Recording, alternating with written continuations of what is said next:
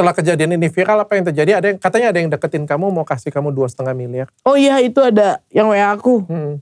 Aku ini masih nggak tahu ya, ini betul atau tidak, tapi dia pakai nomor luar negeri.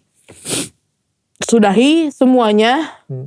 Tolong klarifikasi bahwasanya kamu halusinasi. 500 juta saya transfer sekarang juga, 15 menit dari sekarang.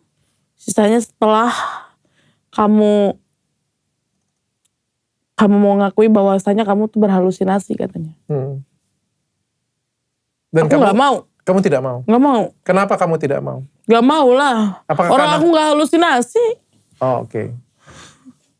Aku udah cukup malu dokter. Masa aku harus kayak gitu, pura-pura berbohong gitu. Menurut demi maksudnya Tapi yang kamu dapat materi, apa yang kamu inginkan? Nggak mau lah. Berapa yang kamu inginkan? Nggak mau, aku nggak mau. Kalau berapapun, menolak aku kalau disuruh berhalusinasi. Maksudnya menyatakan bahwasanya itu aku berbohong, nggak mau. Kamu menolak bahwa kamu berbohong, bahwa inilah apa adanya? Iya.